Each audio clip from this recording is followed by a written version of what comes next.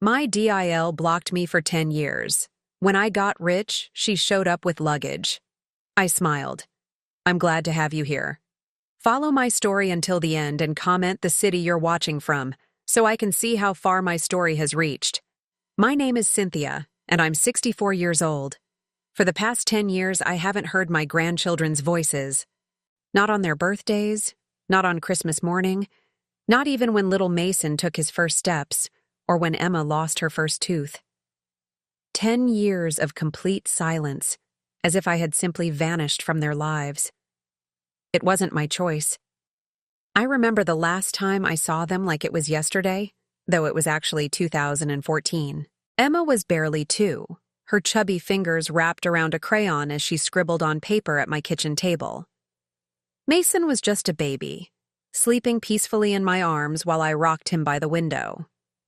The afternoon light filtered through my cheap curtains, casting a warm glow over what I thought would be many more moments like this. "Mom, we need to talk." My son Brock's voice had an edge I'd never heard before. He stood in my doorway with his wife Ellery beside him, her arms crossed and her face set in that expression I'd grown to dread, the one that meant she'd been filling his head with poison again. "Of course, honey. Let me just put Mason down for his nap."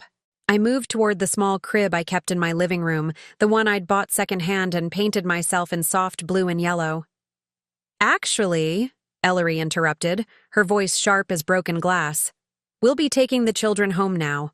And Cynthia, we've decided it's best if you don't see them anymore." The words hit me like a physical blow. I stopped mid-step, Mason still sleeping in my arms. "What do you mean?" Brock wouldn't meet my eyes. "Mom, you're not a good influence on them. Ellery thinks, we think, it's better if they grow up without certain negative elements in their lives." Negative elements, that's what they called me. A negative element.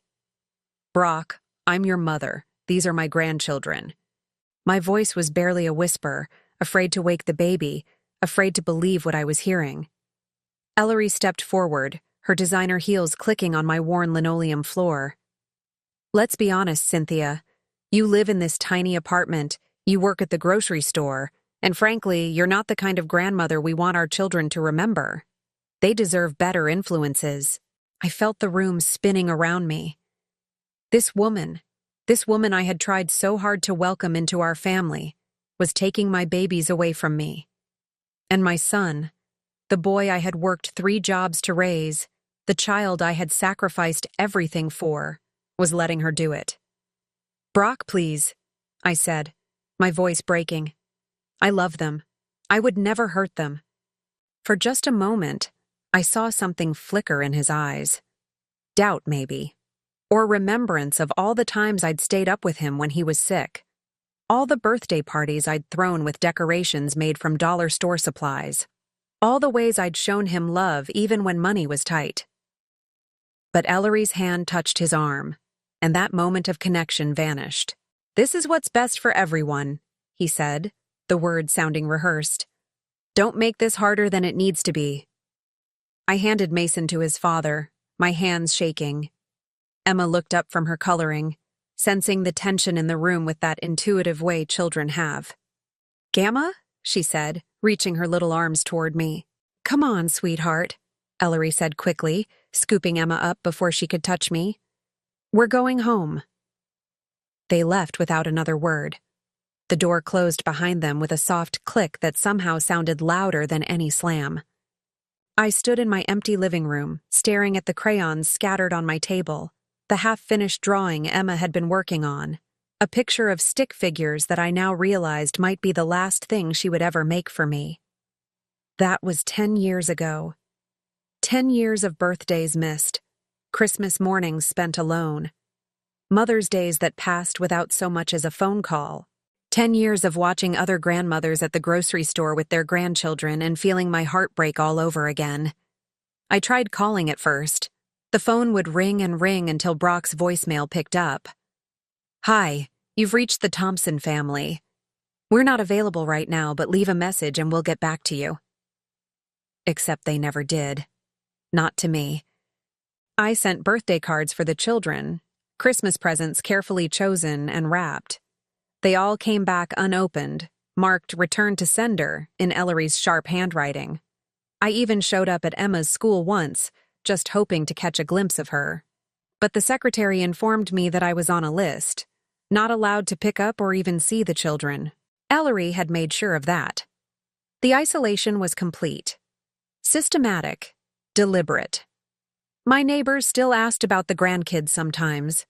Mrs. Henderson from next door, who remembered when Brock was little, would inquire about Emma and Mason with genuine concern in her eyes. "How are those beautiful babies of yours, Cynthia?" she'd ask while we both checked our mail. "They're growing up so fast," I'd say, because what else could I say? That I hadn't seen them in years? That I didn't know if Emma still loved to draw or if Mason had learned to ride a bike? That their mother had decided I wasn't worthy to be in their lives? The lies became easier over time, though they never stopped hurting. I kept their pictures on my refrigerator, the old ones from before the blockade. Emma as a toddler with chocolate cake smeared on her face from her second birthday party. Mason as a newborn, so tiny and perfect in his little blue outfit. Sometimes I'd catch myself talking to those pictures, telling them about my day, about the nice customer I'd helped at work, about the sunset I'd watched from my kitchen window. "Emma, honey, you would love the flowers Mrs. Chen planted in the courtyard," I'd whisper to the photo. "They're purple, just like the crayon you always used for the sky." Pathetic, maybe, but those one-sided conversations were all I had. Work became my refuge. The night shift at Daily Mart paid the bills and kept me busy when the loneliness became too overwhelming. Stocking shelves, helping late-night customers, counting inventory, simple tasks that kept my hands occupied and my mind from wandering too far into the pain. My manager, Susan, had worked there for 15 years and understood the value of reliable employees. She never asked too many questions about why I preferred the overnight shifts, why I never took vacation days, why I sometimes seemed to be fighting back tears during slow periods. "You're dependable, Cynthia," she'd tell me when the district manager came around for reviews. That's worth its weight in gold in this business. Dependable. That's what I was. Dependable and alone. But even in my isolation, I never stopped hoping. Every phone call might be Brock finally coming to his senses. Every knock at the door might be Emma and Mason, older now, wanting to meet their grandmother. Every birthday that passed was another year closer to them being old enough to make their own choices about whether to have me in their lives. I kept a small notebook where I wrote down things I wanted to tell them someday. Emma's 10th birthday. I hope you still love to draw. I kept all your pictures. Mason's 8th birthday. I wonder if you're as tall as your daddy was at your age. He was always climbing everything. Small hopes, quiet dreams, the kind that keep you going when everything else feels impossible. The hardest part wasn't the big holidays, though those were brutal. It was the ordinary moments. Seeing a children's book at the store and thinking Emma might like it. Hearing a little boy laugh in the grocery aisles and wondering if that's what Mason sounded like now. Watching families at the park and imagining what it would be like to push my grandchildren on the swings. I learned to live with the ache, the way you learn to live with a chronic pain. Some days were better than others. Some days I could almost pretend that the emptiness was normal, that this was simply what life looked like for women like me. But then I'd remember Emma's tiny hand in mine, or the weight of Mason sleeping against my chest, and the grief would crash over me again like a wave. 10 years of this. 10 years of being erased from my own family. But this morning, something happened that changed everything. My phone rang at 9:37 a.m., and for the first time in a decade, the caller ID showed a familiar name, Brock Thompson. My hands shook as I answered. "Hello? Mom?" His voice sounded different, strained, desperate. "Mom, we need to talk. Can we come over?" After 10 years of silence, my son was calling me. And somehow, I knew this wasn't going to be the reunion I'd dreamed of. Something was wrong, terribly wrong, and they needed something from me. "Of course," I whispered. though my heart was already bracing for whatever new pain was coming my way. You know where to find me. I haven't moved. Because unlike them, I had never given up hope that someday, somehow, my family would come home. The 2 hours between Brock's call and their arrival felt like an eternity. I cleaned my small apartment twice, changed my clothes 3 times, and practiced what I might say to grandchildren who probably didn't even remember my name.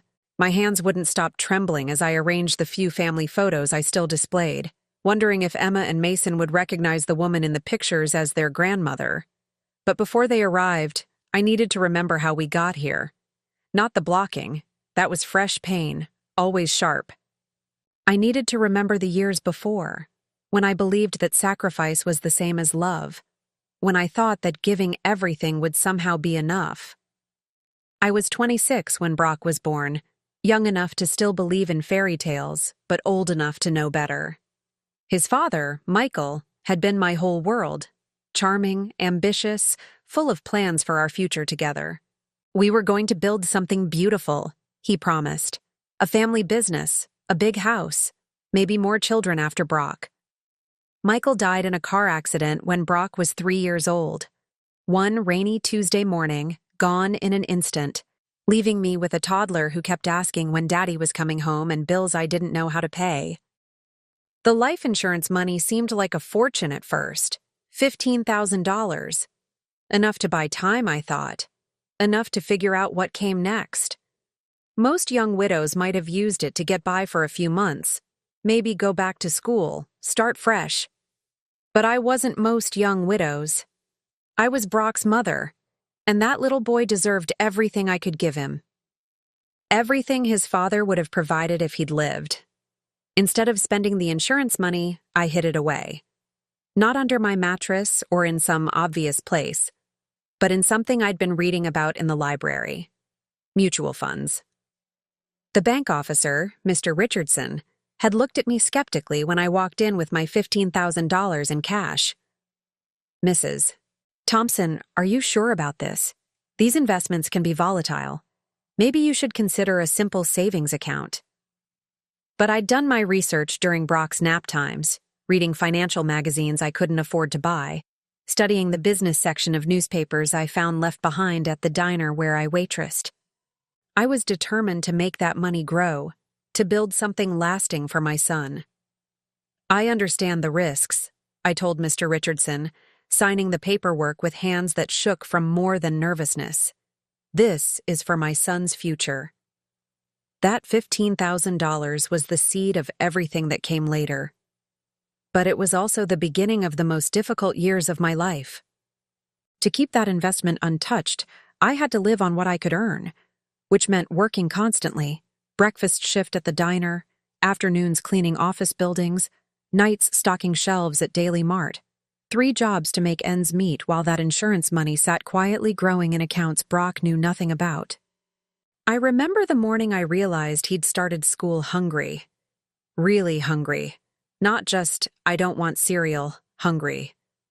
I'd been rushing between jobs, leaving him with Mrs. Patterson next door more often than I liked. And somehow I'd missed that he'd been giving his lunch to other kids because there wasn't enough food at home. "Mommy," he said that night, climbing into my lap after I'd finally made it home from the grocery store. "Tommy's mom packs him 2 sandwiches every day. Can I have 2 sandwiches?" The shame hit me like a physical blow.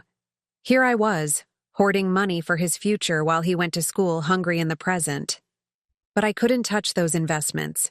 They were growing, slowly but steadily, and they represented something bigger than today's lunch money. They represented the college education he deserved, the opportunities his father had wanted to give him. So I picked up a 4th job, weekend catering for a local company, serving wealthy families their dinner parties while my own son ate peanut butter sandwiches for the 3rd night in a row. The years blurred together after that. Brock grew from a toddler to a little boy to a teenager, and I aged in ways that had nothing to do with time. My back ached from lifting, standing, cleaning. My hands were permanently stained from industrial cleaning products. I fell asleep in chairs more often than in my bed, too tired to make it down the hall to my bedroom. But Brock thrived. piano lessons, soccer teams, summer camps, all funded by my multiple jobs while the insurance money continued its quiet growth. He never knew that I sometimes went without lunch so he could have his. He never knew that I wore the same 3 dresses to every school function because new clothes meant less money for his activities. When he was 16, he started noticing things. "Mom, why don't you ever eat dinner with me anymore?" Because I was working the dinner shift at Romano's restaurant, serving families who ate together while mine sat alone. But I couldn't tell him that. "I'm not very hungry these days, sweetheart. Growing boys need more food than old ladies like me." "You're not old," he protested, but he was looking at me with new eyes. Seeing the gray in my hair that had appeared seemingly overnight, the way my uniforms hung loose on my shrinking frame, the exhaustion I couldn't quite hide anymore. "Mom, are we poor?" The question I'd been dreading for years. How do you explain to a teenager that you're both poor and not poor, that you're struggling to pay rent while sitting on investments that could solve every immediate problem? "We have everything we need," I said carefully. "And you're going to have everything you want for college." That last part was true. By the time Brock graduated high school, those investments had grown to over $60,000. Enough for state university tuition, room and board, books, everything. I'd done it. I'd kept my promise to Michael and to myself. The day I handed Brock that first tuition check, I felt like I could finally breathe. All those years of sacrifice, all those nights working while other mothers tucked their children into bed, all those missed school plays and soccer games. It had been worth it. "Mom, how did you save this much money?" Brock asked, staring at the check. I thought about telling him then. About the insurance money, about the careful investments, about how I'd been building his future $1 at a time for 15 years. But seeing the wonder in his eyes, the pride, I couldn't bear to diminish that by revealing how much I'd struggled to make it happen. "Your father left us a small insurance policy," I said instead. "I put it away for your education." It wasn't technically a lie, but it wasn't the whole truth either. Brock went to college, graduated with honors, got a good job in marketing. He met Ellery during his senior year, a psychology major from a wealthy family who made it clear from the beginning that she had very specific ideas about what her future should look like. I was happy for him, truly. Even when Ellery's engagement ring cost more than I made in 6 months. Even when their wedding had more flowers than I'd ever seen in one place. Even when they bought a house in a neighborhood where my yearly salary wouldn't cover property taxes. What I didn't realize was that somewhere along the way, Brock had started seeing me the way Ellery saw me, not as the woman who'd sacrificed everything for his success, but as an embarrassment. A reminder of humble beginnings he preferred to forget. The blocking happened gradually, then all at once. Fewer visits, shorter phone calls, excuses for why I couldn't babysit the children. And finally, that terrible afternoon when they took Emma and Mason away forever. After they left that day, after the 10 years of silence began, I threw myself back into work. But something had changed. The investments I'd barely touched during Brock's childhood, they had continued growing, compounding, multiplying. I started paying more attention to the financial news, reading investment newsletters, learning about diversification and portfolio management. The $15,000 had become $60,000 for Brock's college. Then it became $100,000, then $200,000. I lived the same modest life, worked the same jobs, wore the same old clothes. But every quarter, when the investment statements arrived in their plain white envelopes, I saw numbers that would have shocked anyone who knew me as the grocery store employee in apartment 3B. Last month, I opened one of those envelopes to find a balance that made me sit down hard on my kitchen chair. $2,400,000. Somehow, without meaning to, without planning for it, I had become wealthy. Not just comfortable, wealthy. The scared young widow who'd put $15,000 into mutual funds had accidentally built a fortune through 34 years of patient, disciplined investing. But I told no one. Not Mrs. Henderson, who worried about my heating bills. Not Susan at the grocery store, who always gave me extra hours when she knew money was tight. And certainly not the family who'd decided I wasn't good enough to be part of their lives. I kept working my shifts, paying my $800 rent, shopping for groceries with coupons. The investment statements went into a folder in my bedroom drawer, hidden behind old tax returns and insurance papers. A secret fortune that could change everything, if anyone knew it existed. This morning, before Brock's call, I had pulled out that folder one more time. $2,400,000. Money that could pay off their mortgage, send Emma and Mason to any college they wanted, buy them whatever their hearts desired. Money that represented not just luck or good investments, but 34 years of denial. 34 years of living below my means so this money could grow. 34 years of choosing the future over the present, just as I had when Brock was young.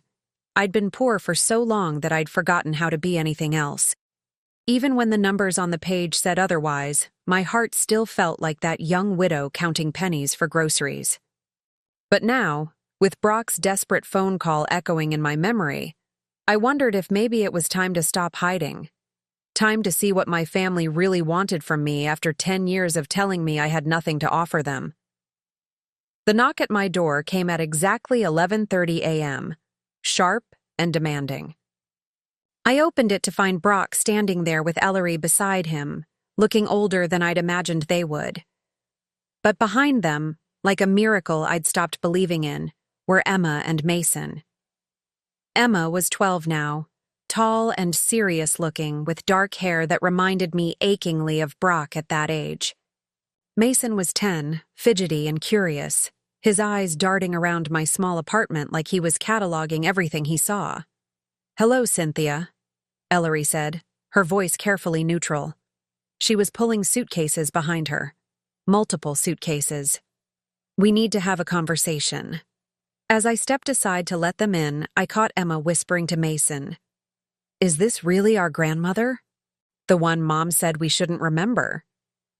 And I realized that the real test was just beginning. They stood in my living room like strangers surveying unfamiliar territory. Ellery's eyes swept over my modest furniture, my discount store curtains, the small television that still had rabbit ears because cable seemed like an unnecessary luxury. Her expression was carefully controlled, but I caught the slight curl of her lip when she noticed the duct tape holding my coffee table together. "Grandmother Cynthia," Emma said hesitantly, the words sounding foreign in her mouth. "Mom said we're going to stay with you for a while." My heart clenched. Grandmother Cynthia. Not Grandma, not Nana, not any of the sweet names I'd dreamed my grandchildren might call me. A formal title that created distance even as we stood in the same small room. "Is that so?" I looked at Brock, searching his face for some explanation. He avoided my eyes, studying the worn carpet as if it held the answers to life's greatest mysteries. Ellery stepped forward, her smile bright and brittle as thin ice. "We thought it was time to reconnect. Family is so important, don't you think? And with your recent good fortune, it seems like the perfect opportunity for us to spend some quality time together." Recent good fortune. The words hung in the air like smoke from a fire I hadn't lit. "I'm sorry, what are you referring to?" "Oh, come now, Cynthia." Ellery's laugh was musical and completely artificial. "Mrs. Patterson next door mentioned your lottery win to my friend Sarah at the grocery store. Word travels fast in a small town, you know." My blood went cold. Mrs. Patterson was nearly 80 and had been mixing up her neighbor's mail for the past 2 years. Last month she'd congratulated me on my nephew's wedding. I don't have a nephew. But somehow, her confused gossip had created a story that brought my family back to me. "The lottery," I repeated slowly, trying to understand how this misunderstanding had traveled from Mrs. Patterson's failing memory to my daughter-in-law's sudden interest in reconciliation. "Don't be modest," Ellery continued, settling herself on my couch like she owned it. "Sarah said it was quite substantial, enough to change everything for our family." Our family. After 10 years of telling me I wasn't good enough to be part of their lives, I was suddenly included again. But only because they thought I'd won money I'd never actually won. Mason wandered over to my bookshelf, running his fingers along the spines of the romance novels I'd collected from garage sales over the years. "Are these all yours, Grandmother Cynthia?" "They are." I knelt down to his level, drinking in the sight of him. 10 years old now, with gap-toothed smile and curious eyes. "Do you like to read?" He nodded enthusiastically. "I'm reading chapter books now. Mom says you probably don't have any good books since you." He stopped, glancing back at Ellery with uncertainty. "Since I what, sweetheart?" "Nothing," Ellery said quickly, moving to Mason's side. "Children say the silliest things. Don't you, Mason?" But I'd heard enough to understand.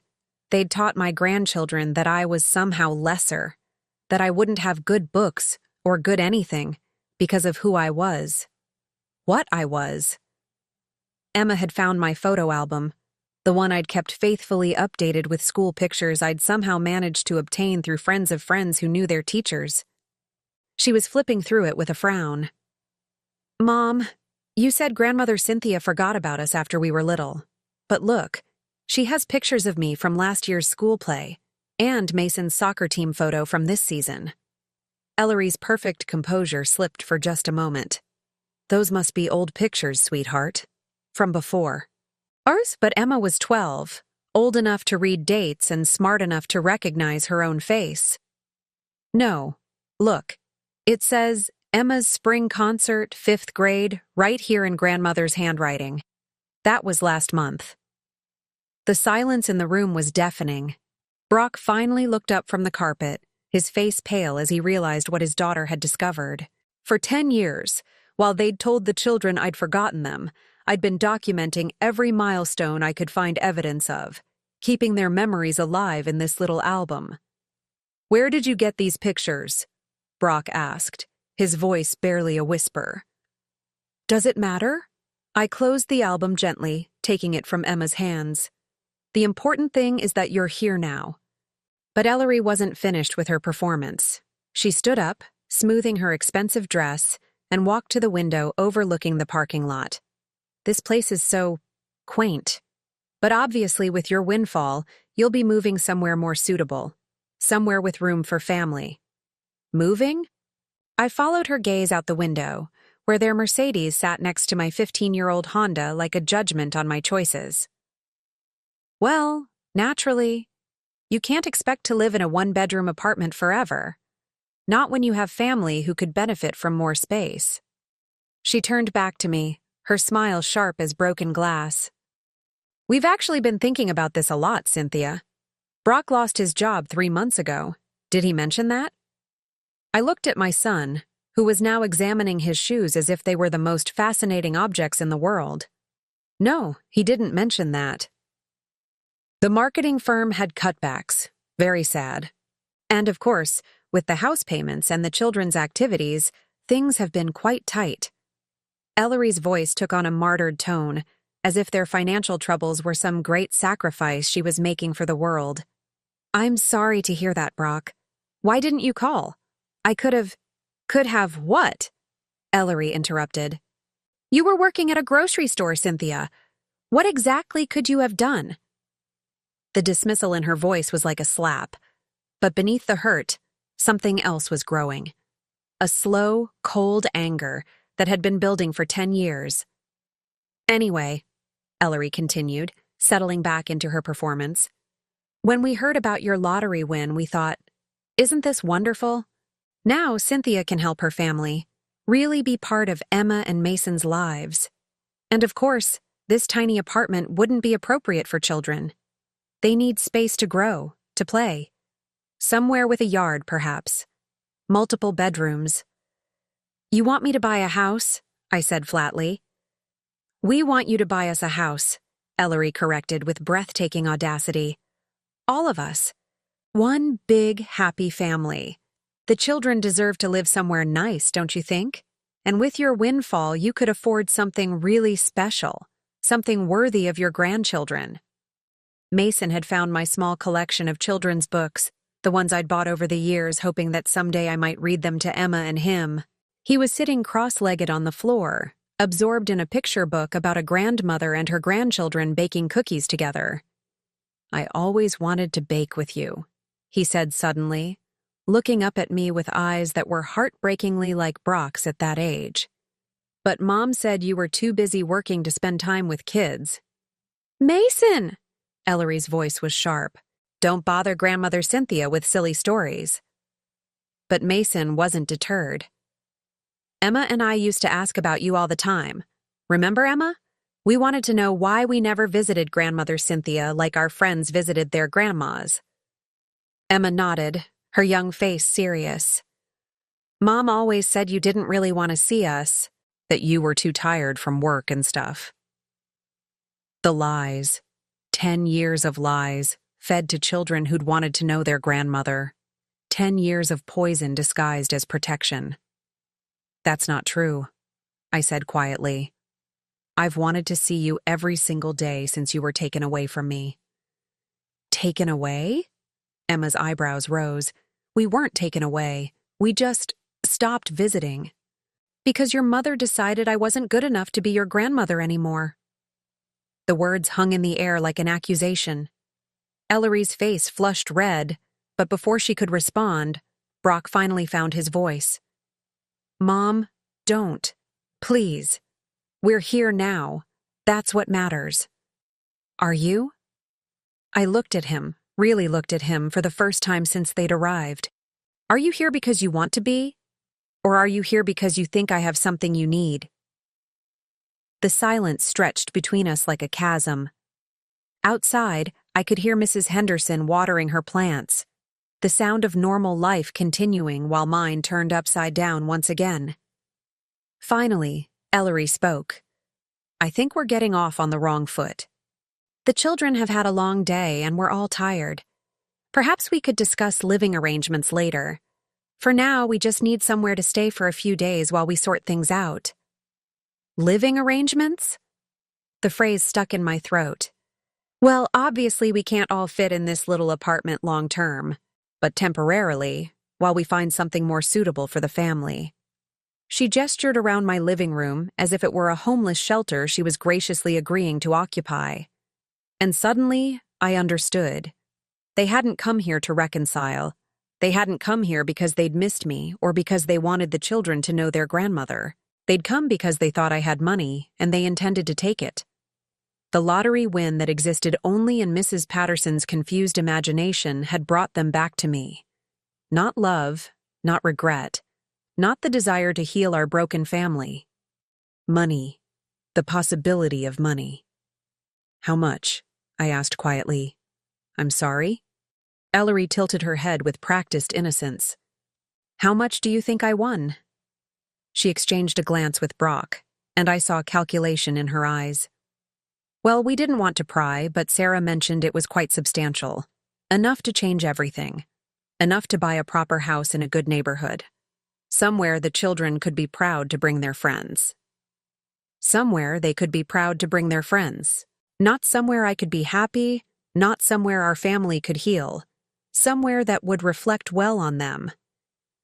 Mason had moved on to a book about a little boy visiting his grandmother's farm.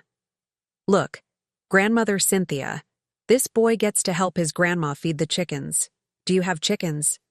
"No, sweetheart. I live in an apartment. No room for chickens here. But when we move to the big house, could we get some? Please?" The hope in his voice broke my heart. These children had been fed lies about me for 10 years, but they were still children. Still capable of dreaming about grandmothers and chickens and all the things they'd been denied. "Mason, stop bothering Grandmother Cynthia with silly questions," Ellery snapped. "She's been alone for a long time. She's not used to children anymore. Not used to children, as if 10 years of forced separation had somehow erased my ability to love my own grandchildren." I stood up slowly, my joints protesting after the emotional strain of the morning. "I need to make some phone calls about the arrangements." "Of course," Ellery said brightly. "Take your time. We'll just make ourselves comfortable. Come along, children. Let's explore a bit. As they moved through my small apartment like tourists in a foreign country, I retreated to my bedroom. Behind them, I could hear Ellery's voice, low and urgent, talking to Brock about square footage and property values, and all the things that mattered more to her than the grandmother who'd spent 10 years grieving for children who were never really lost, just stolen. I sat on my bed and pulled out my phone, but I didn't call anyone. Instead, I stared at the folder in my drawer, the one containing investment statements that proved I was wealthier than they could imagine. Not from the lottery they thought I'd won, but from 34 years of sacrifice and careful planning. They wanted to use me for money I didn't have, based on a lie they'd chosen to believe. But what they didn't know was that I actually had more money than they'd ever dreamed of. Money they'd never see, because they'd never asked to see me. The real question was, what was I going to do about it? The evening meal was a disaster disguised as a family dinner. I'd prepared the only thing I could manage with my modest groceries: spaghetti with meat sauce, garlic bread from the dollar store, and a salad made with iceberg lettuce because it was all I could afford. Simple food that had sustained me through years of living paycheck to paycheck, but clearly not what Ellery expected from a lottery winner. "This is rustic," she said, examining her plate as if I'd served her roadkill. "I suppose you haven't had time to adjust your shopping habits yet. Once we're settled in somewhere more appropriate, I can help you plan better menus, something more suitable for your new circumstances." Emma and Mason ate quietly, stealing glances at me between bites. They seemed amazed that their grandmother knew how to cook at all, which told me everything I needed to know about how I'd been portrayed in their household. "This is really good," Emma said softly, surprising everyone at the table. "It tastes like the spaghetti they serve at school, but better." "Emma," Ellery's voice carried a warning, "don't compare Grandmother Cynthia's cooking to cafeteria food." "But I like cafeteria food," Emma protested. "And I like this too. Mom, why didn't you ever tell us that Grandmother could cook?" The question hung in the air like smoke from a grease fire. Brock shifted uncomfortably in his chair, suddenly fascinated by his garlic bread. Ellery's smile became so tight I thought her face might crack. We didn't know," she said finally.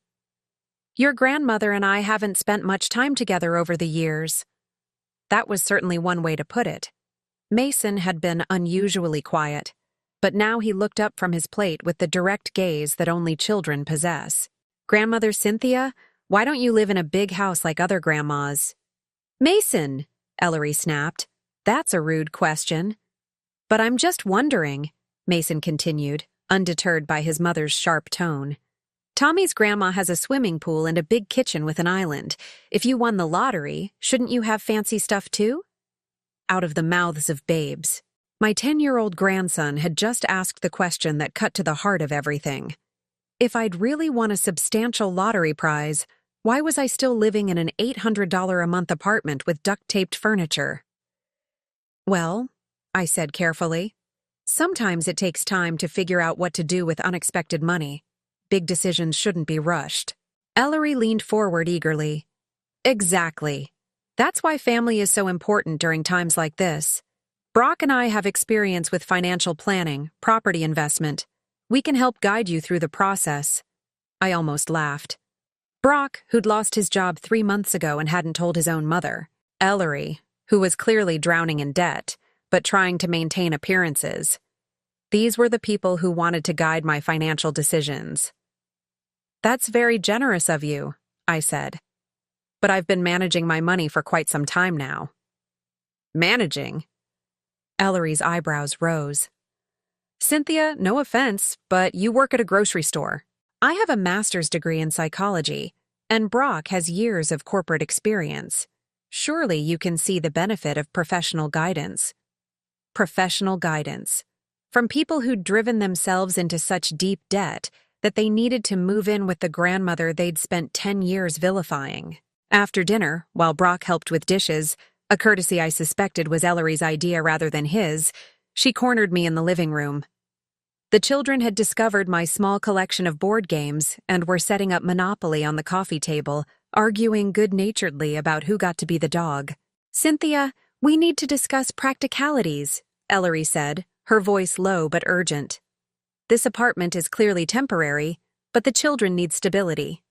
Emma starts 7th grade in the fall, and Mason is at a crucial age for social development. They can't be moving from place to place." "They seem to be moving just fine," I observed. "After all, they moved out of their house and into my apartment with no notice at all." Her perfect smile faltered. "That's different. That's family helping family during a difficult time." "Is it? Because it seems to me like family helping family would involve some conversation beforehand.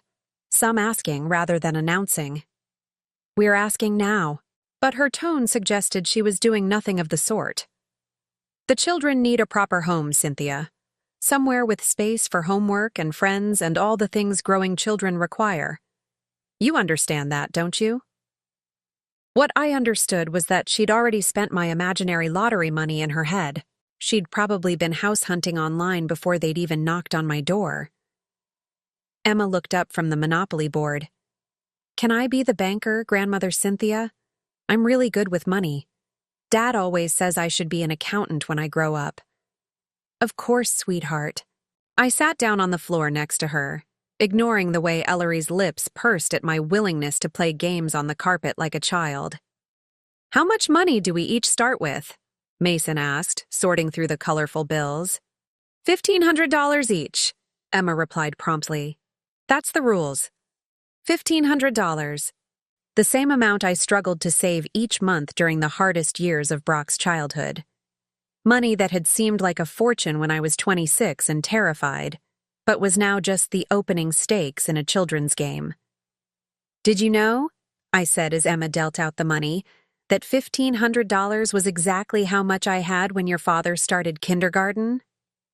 After rent and groceries and his school supplies, that was what was left for the whole month." "Really?" Emma's eyes widened. "That doesn't seem like very much." It wasn't, but we made it work. Brock had stopped washing dishes. I could see him in the kitchen doorway, listening with an expression I couldn't quite read. "How did you make it work?" Mason asked, already moving his game piece around the board. "Very carefully. Every dollar had to count for 3 or 4 things. I learned to be creative." "What do you mean?" I thought about those years, about the careful calculations that had become second nature. "Well, for instance, when your father needed new school clothes, I would shop at thrift stores first. But I wouldn't just buy any clothes. I'd look for pieces that could work for school, for play, and for church. One shirt had to do 3 jobs." "That's smart," Emma said approvingly. "Mom always says we have to buy separate outfits for every occasion." Ellery's face flushed. "Children need appropriate clothing for different activities, Emma. It's important to dress well." "But Grandmother Cynthia's way saves money," Mason pointed out with the logical simplicity of childhood. "Then you can buy more important stuff." "Like what?" Ellery's voice had an edge now. Mason shrugged. "I don't know. Food? Books? Toys? Stuff kids actually need?" From the mouths of babes, indeed. The game continued, but I could feel tension building in the room like pressure before a storm. Ellery kept checking her phone, typing urgent messages to someone. Brock remained in the kitchen, ostensibly cleaning, but really just avoiding the conversation happening in the living room. "Grandmother Cynthia," Emma said, as she landed on my property and owed me rent. "Can I ask you something?" "Of course." "Were you sad when we stopped visiting?" The question hit me like a physical blow. Beside me, I heard Ellery's sharp intake of breath. "Emma, that's not appropriate." "It's okay," I said quietly, meeting my granddaughter's serious gaze. "Yes, sweetheart. I was very sad." "Why did we stop coming? Mom said it was because you were too busy, but you don't seem too busy now." I glanced at Ellery, whose face had gone pale beneath her carefully applied makeup. This was the moment she'd been dreading, when her children started asking the questions she couldn't answer without revealing her own cruelty. Sometimes adults make decisions that don't make sense to children, I said carefully. Sometimes they make mistakes. Did you make a mistake? Mason asked. No, I said firmly. I never stopped wanting to see you. Not for one single day. The silence that followed was deafening. Emma and Mason exchanged glances, and I could see the wheels turning in their young minds. They were old enough to recognize inconsistencies in the stories they'd been told, old enough to start questioning the narrative that had shaped their understanding of their grandmother. Ellery stood abruptly. I think it's time for the children to get ready for bed. It's been a long day. But we're not finished with the game, Mason protested. We can finish tomorrow, I assured him. The board will still be here. As the children gathered up their things and prepared for makeshift beds on my couch and in my small den, Emma lingered behind. Grandmother Cynthia, she whispered, I'm glad we're here now. Even if our house is too small, it feels nicer than I thought it would. Nicer than she thought it would. Because she'd been taught to expect nothing good from me, nothing warm or welcoming or loving. After the children were settled and Brock had retreated to the bathroom to make phone calls about job prospects, Ellery cornered me again. You need to stop filling their heads with stories about the past, she said, her mask of politeness finally slipping. They don't need to know about your struggles or your feelings. It's confusing for them. The truth is confusing? Your version of the truth is confusing. Children need consistency, Cynthia. They need to feel secure in their family structure. And what structure is that? The one where their grandmother is erased from their lives for 10 years? The one where they're taught that loving me is somehow wrong? Her eyes flashed with something cold and calculating. The structure where everyone knows their place, where children respect their parents and don't question decisions made for their own good. And what about grandparents? What place do we have in your structure? She smiled, but there was nothing warm about it.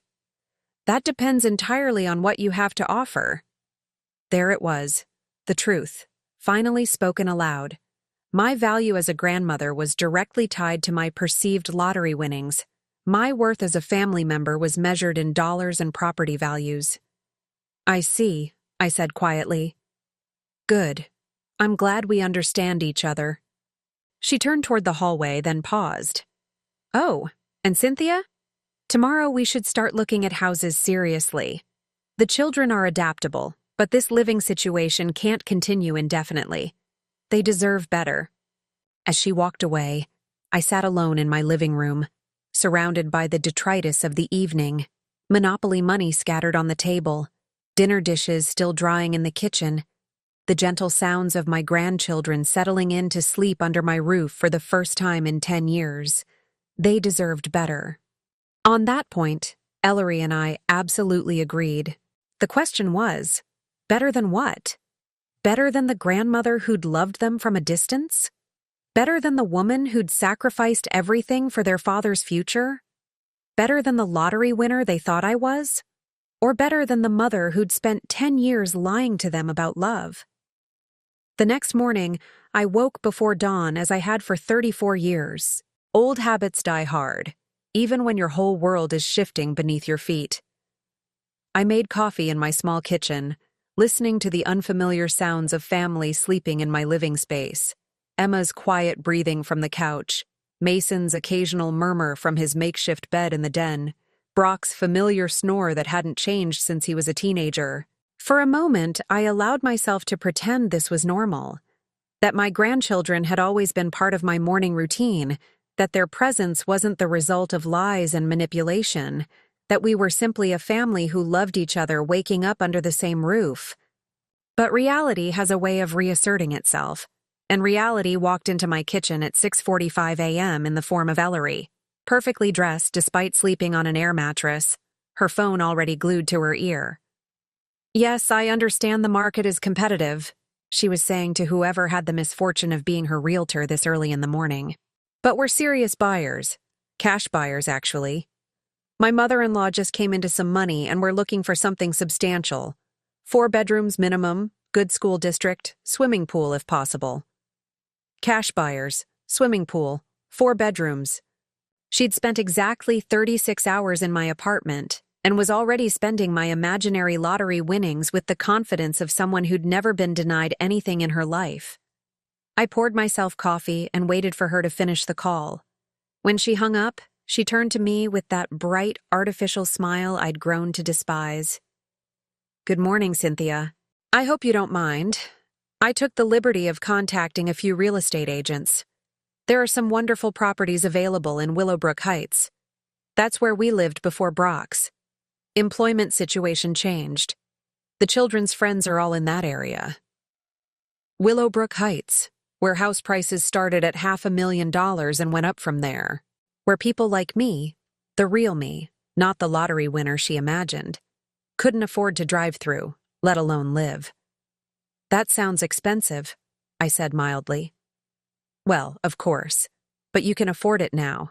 And really, Cynthia, after all these years of living so modestly, don't you deserve something better?" Modestly. Such a kind way to say poverty. "The children deserve something better too," she continued, warming to her theme. "Emma is at such a crucial age for social development. Living in a nice neighborhood, having friends over, being part of the right community, these things matter more than you might realize." The right community, as opposed to the wrong community, where grandmothers who worked at grocery stores raised children who somehow managed to graduate college and find successful careers anyway. Brock emerged from the bathroom, looking haggard in a way that had nothing to do with sleeping on an air mattress. He'd been making phone calls until nearly midnight, probably following up on job leads or trying to negotiate with creditors. The stress was written in the lines around his eyes, in the way he moved like a man carrying invisible weight. "Morning, Mom," he said quietly, accepting the cup of coffee I offered him. For just a moment, he looked like the little boy who used to stumble into the kitchen before school, hair sticking up in every direction, needing help finding his backpack. "Any luck with the job search?" I asked. He shook his head. "Market's tough right now. Everyone's cutting back, consolidating. Experience doesn't seem to matter as much as it used to." "Something will come up," I said, though we both knew that generic reassurance was about as useful as thoughts and prayers. Ellery glanced at him with barely concealed irritation. "Well, that's actually less of a concern now, isn't it? I mean, with Cynthia's windfall, we have some breathing room to be selective. Brock doesn't need to take just any job." The casual way she dismissed his pride, his need to provide for his family, his entire professional identity. It was breathtaking in its cruelty. But what was worse was the way Brock's shoulders sagged, as if he'd been carrying this particular burden for so long he'd forgotten what it felt like to stand straight. "Ellery," he said quietly, "we can't just assume—" "Can't assume what? That family helps family? That Cynthia wants what's best for her grandchildren?" She turned to me with eyes that glittered like cut glass. "You do want what's best for them, don't you, Cynthia?" It was a trap, beautifully laid. Say yes, and I was agreeing to fund their lifestyle indefinitely. Say no, and I was admitting I didn't care about Emma and Mason's welfare. "I want what's best for everyone," I said carefully. Emma and Mason chose that moment to wander into the kitchen, drawn by the smell of coffee and the low murmur of adult conversation. They looked rumpled and young in their pajamas, Mason's hair sticking up exactly like his father's used to. Emma already alert and taking in the tension between the adults with the sharp awareness of a 12-year-old who'd learned to read emotional weather patterns. "Are we really going to look at houses today?" Mason asked excitedly. "Can we see one with a pool?" "We'll see, sweetheart," I said, ruffling his hair. "First, we need to have a family discussion about some important things." "What kind of important things?" Emma asked, immediately suspicious. She'd learned early to be wary of adult conversations that might affect her world. I looked at Brock, then at Ellery, then at my grandchildren who deserved so much better than the games their parents were playing with their lives. About honesty, I said finally. About truth and lies and what family really means. The silence that followed was heavy with unspoken tensions. Ellery's smile faltered. Brock's coffee cup paused halfway to his lips. Emma and Mason looked between the adults, sensing something significant was happening but not understanding what. I walked to my bedroom and retrieved the folder I'd been hiding for so many years. My hands were steady as I returned to the kitchen, though my heart was pounding with the weight of what I was about to do. "There's something you all need to know," I said, setting the folder on my small kitchen table. "Something I probably should have told you a long time ago." "Mom?" Brock's voice was uncertain. I opened the folder and spread the investment statements across the table like playing cards. 34 years of quarterly reports, account balances, transaction histories. The paper trail of a fortune built one careful decision at a time. "I didn't win the lottery," I said quietly. Mrs. Patterson was confused, as she often is these days. There was no lottery ticket, no sudden windfall. Ellery's face went white. "What do you mean?" "I mean," I continued, my voice growing stronger with each word, "that the money exists, but it didn't come from gambling. It came from sacrifice. From 34 years of living below my means, so this money could grow." Brock leaned over the table, scanning the numbers. I watched his face change as he processed what he was seeing. "Mom, these accounts, this balance, $2,417,326, I said, as of last month's statement. The silence was deafening. Emma and Mason pressed closer, trying to understand why the adults had suddenly stopped breathing. That's more than a lottery winner," Mason said finally, his math skills sharp enough to recognize that this was more money than most people saw in their lifetimes. "Much more," I agreed. "And it represents every single sacrifice I made for 34 years. Every extra shift I worked instead of reading bedtime stories. Every vacation I didn't take. Every nice dress I didn't buy. Every dinner out I skipped. All of it went into building this." Brock's hands shook as he picked up one of the statements. The original investment, $15,000, from Dad's life insurance. "I was 26 years old and terrified," I said. "I had a 3-year-old son and no idea how to be both parents at once. But I knew that money was the last gift your father could give us, and I wasn't going to waste it on temporary comfort." "You've been rich this whole time?" Emma asked, her young mind struggling to reconcile the grandmother who lived in a tiny apartment with the numbers on these pages. "Rich in money, yes, but I chose to live poor so this wealth could exist. I chose to let you all think I was nothing special, just an old woman who worked at a grocery store and couldn't afford nice things." Ellery found her voice, though it came out as barely a whisper. "Why?"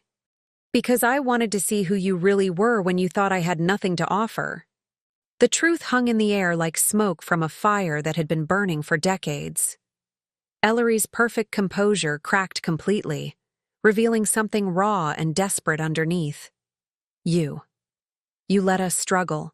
You let Brock lose his job, let us face foreclosure, let the children worry about money, and you had millions of dollars just sitting there?"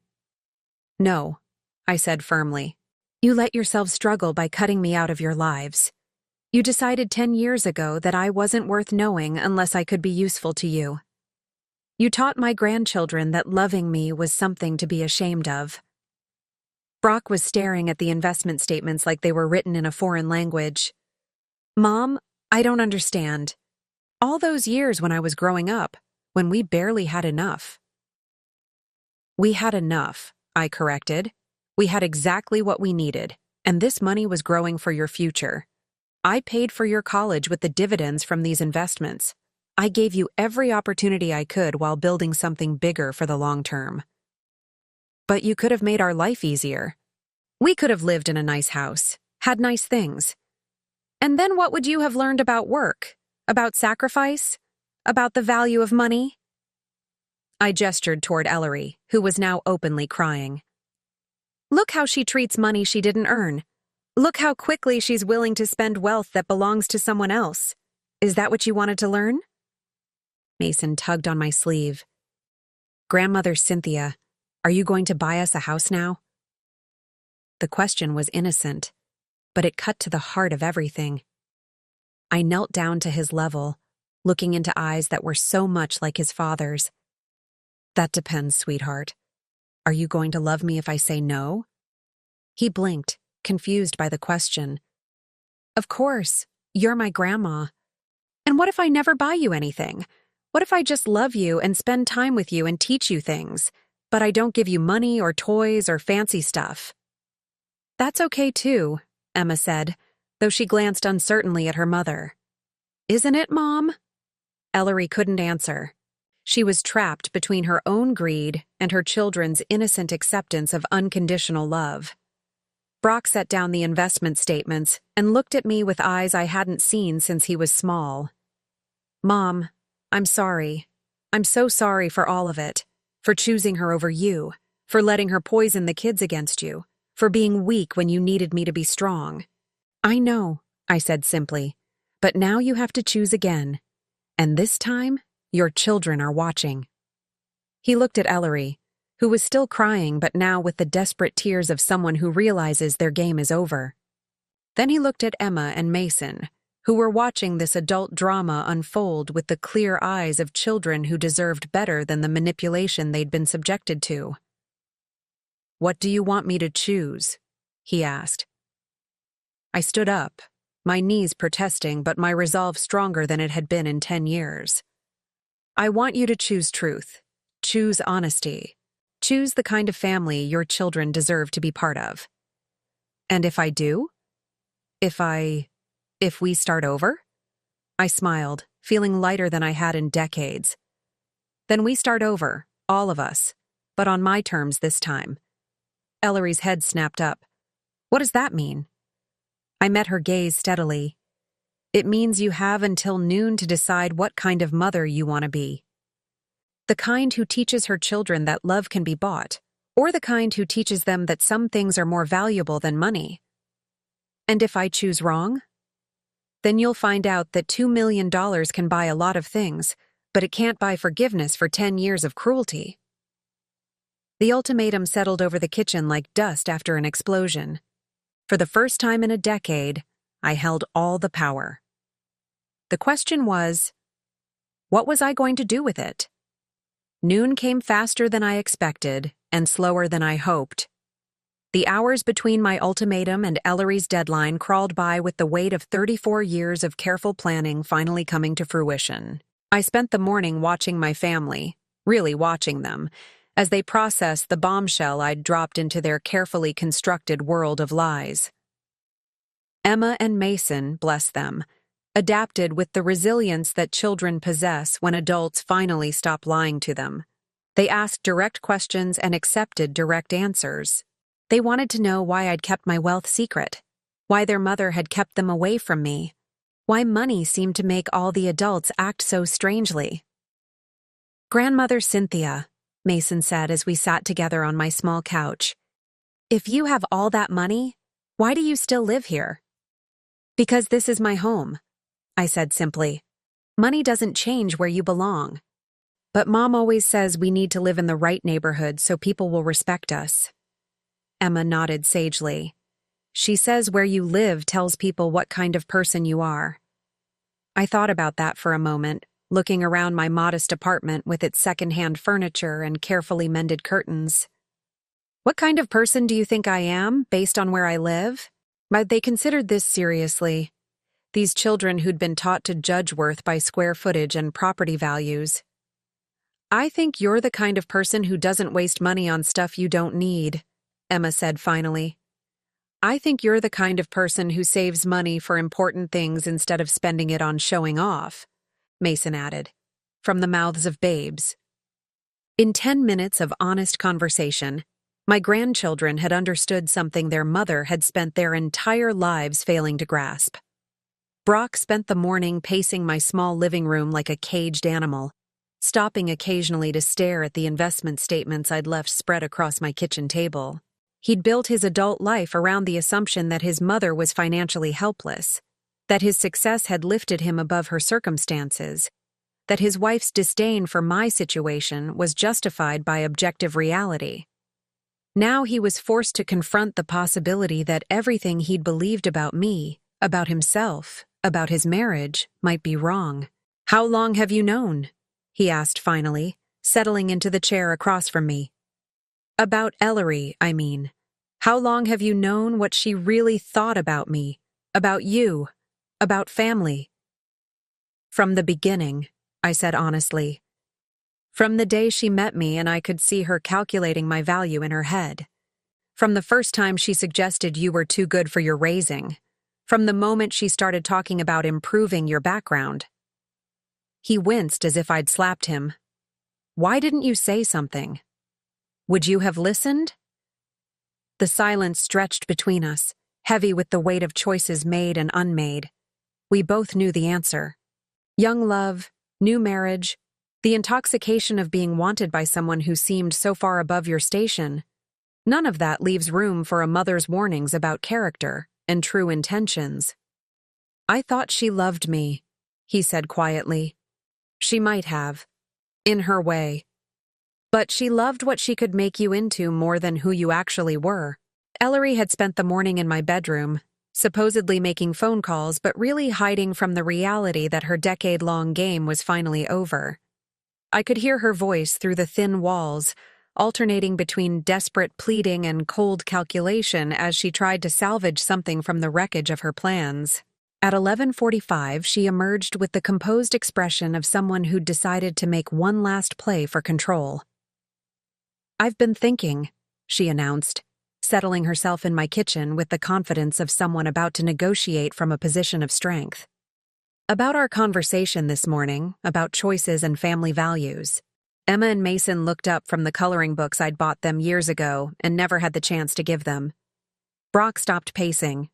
I continued sipping my coffee, waiting to see what final card she thought she held. "The children need stability," she continued. "They need consistency. And while I admit that our family dynamic hasn't been perfect, disrupting their lives now would be traumatic for them." She was using the children as human shields, appealing to my love for them to protect herself from the consequences of her own actions. It was exactly what I'd expected. "What are you proposing?" I asked mildly. "A compromise. A fresh start for all of us. We acknowledge that mistakes were made on both sides." "Both sides?" The words came out sharper than I intended. "What mistakes did I make exactly?" Her composure flickered. "Well, you. You weren't transparent about your financial situation. That created misunderstandings." "I see. So my choice to live modestly and keep my finances private was a mistake. What else? You could have reached out more over the years. You could have tried harder to maintain the relationship." I set down my coffee cup with deliberate care. "Ellery, I sent birthday cards that came back unopened. I made phone calls that went straight to voicemail. I showed up at my granddaughter's school and was told I was on a list of people not allowed to see the children. Exactly how much harder should I have tried?" That's not how I remember it." "No, I'm sure it isn't. Memory is convenient that way." Brock was staring at his wife with growing horror as he realized the full extent of her systematic cruelty. "Ellery, you told me Mom didn't want to see the kids. You said she was too busy with work to be bothered with them. I was protecting them and protecting you. Do you remember what your life was like before you met me? Do you remember being embarrassed of your background, ashamed of where you came from?" "I was never ashamed of my mother," Brock said quietly. But even as the words left his mouth, I could see him questioning whether they were true. "Really? Then why were you so eager to move to Willowbrook Heights?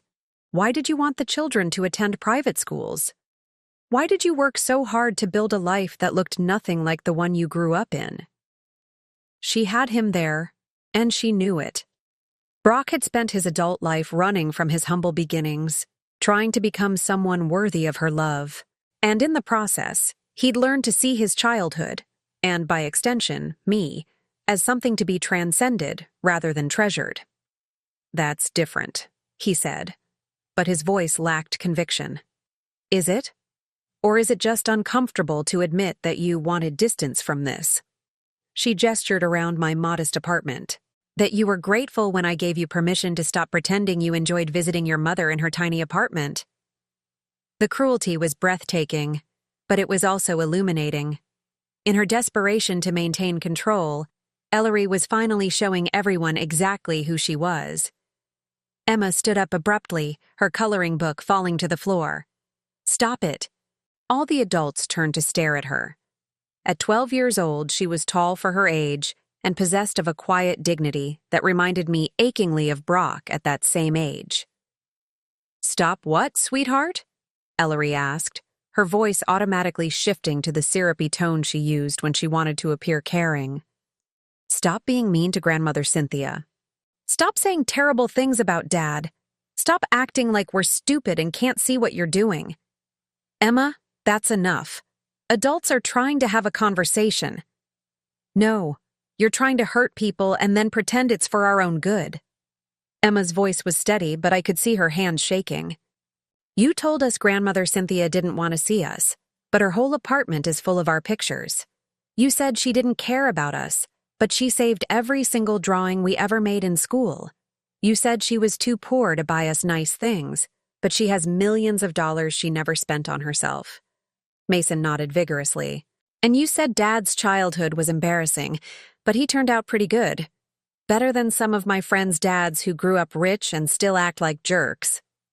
Ellery's perfect composure finally cracked completely. "You don't understand. You're children. You don't know how the world works, how important appearances are, how much harder life is when you don't have advantages." "I understand that you lied to us," Emma interrupted. "For our whole lives. About everything."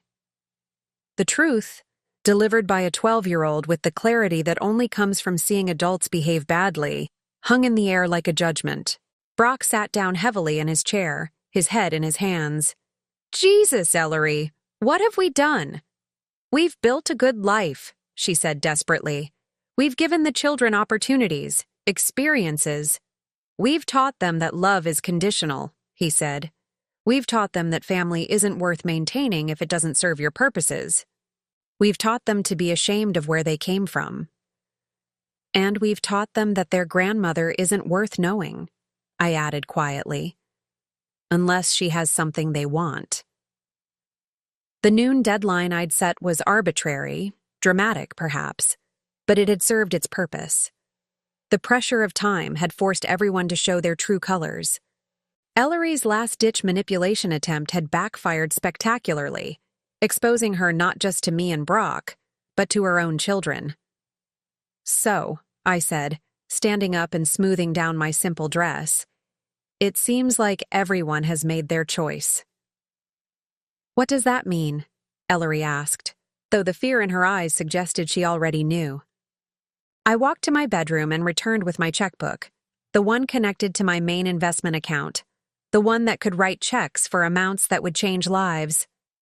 "It means," I said, settling at my kitchen table and uncapping my pen, "that some people get second chances and some people get exactly what they've earned." I wrote the first check carefully, my handwriting steady despite the magnitude of what I was doing. $25,000 made out to Brock Thompson, enough to cover their immediate debts, buy them time to figure out their next steps, start fresh.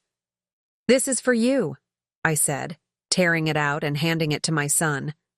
"To help you get back on your feet." His hands shook as he took it.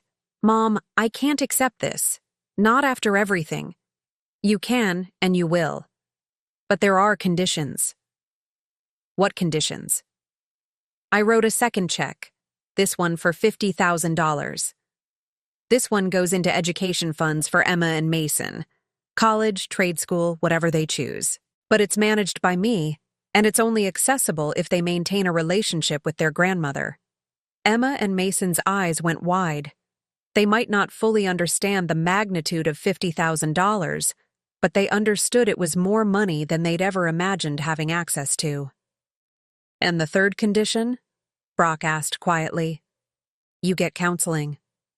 Real counseling, to figure out why you chose a wife who taught your children to be ashamed of their family, to figure out why you let someone else's standards become more important than your mother's love." He nodded, tears streaming down his face. "And Ellery?" I looked at my daughter-in-law, soon-to-be former daughter-in-law, if I was reading the situation correctly. She was staring at the checks with naked hunger, calculating even now how much of that money she could claim as community property. "Ellery gets exactly what she's always wanted," I said. "Freedom from association with people beneath her standards." "What does that mean?" "It means the children can choose whether they want to maintain a relationship with their mother, and you can choose whether you want to stay married to someone who taught your children that love can be bought." The silence that followed was profound. Emma and Mason looked between their parents, understanding that their family was about to change in ways they couldn't fully comprehend. Brock stared at his wife as if seeing her clearly for the first time. And Ellery looked at those checks and made one final fatal mistake. "This is ridiculous," she said, her voice sharp with frustration. "We're talking about $25,000 like it's some grand gesture. Cynthia has over $2 million. This is pocket change to her." "You're right," I said calmly. "It is pocket change to me, which is why this is all you'll ever see of it." "That's not fair. I'm Brock's wife. I'm the mother of your grandchildren. You deserve exactly nothing from me," I interrupted, my voice carrying the weight of 10 years of suppressed anger. "You stole my grandchildren from me. You taught them to be ashamed of loving me. You spent 10 years convincing them that I wasn't worth knowing, and now you want me to reward you for it? I was protecting them. No, you were protecting yourself from having to associate with people you considered beneath you. And in the process, you've raised children who've learned that family is disposable if it doesn't meet your standards." I stood up, feeling taller and stronger than I had in years. The money will always be there for Emma and Mason, for their education, for their futures, for helping them build lives based on their own values rather than someone else's prejudices. But it will never be there for you. Ellery's face contorted with rage. "You can't do this. I'll fight you. I'll take you to court, claim elder abuse, prove you're mentally incompetent." "With what money?" I asked mildly. "Court battles are expensive, and from what I understand, you're broke." She turned to Brock desperately. "Are you going to let her do this to us? To your wife? To your family?" Brock looked at her for a long moment, then at his children, then at me. "You're not my family," he said quietly. "You're someone who's been teaching my children to be ashamed of the people who love them most." And just like that, it was over. 34 years of planning, 10 years of patience, one morning of truth-telling, and the woman who'd stolen my family from me was finally facing the consequences of her choices. Emma and Mason spent the afternoon asking questions about money, about family, about why adults made things so complicated. We played board games and made grilled cheese sandwiches and talked about everything except the fact that their world had just fundamentally changed. That evening, after Ellery had packed her things and left for her sister's house in another state, after the tears and accusations and threats had finally subsided, I sat on my couch with my son and grandchildren and felt something I hadn't felt in 10 years. Peace. "Grandmother Cynthia?" Mason asked as he settled against my side. "Are we going to move to a big house now? Do you want to move to a big house?" He considered this seriously. "Maybe, but only if you come with us, and only if it still feels like home." I looked around my modest apartment, at the second-hand furniture and discount store curtains and duct-taped coffee table, at the investment statement still spread across my kitchen table, representing 34 years of sacrifice and patience, at my son, who was learning what it meant to choose love over appearance, at my grandchildren, who were learning that wealth means nothing without the people you care about. "You know what?" I said, pulling them both closer. "I think we're already home. $2 million could buy a lot of things, but it couldn't buy what we'd found that day. The understanding that family isn't about money or status or maintaining the right image. It's about showing up, telling the truth, and choosing love even when it's inconvenient. Even when it costs you everything else you thought you wanted.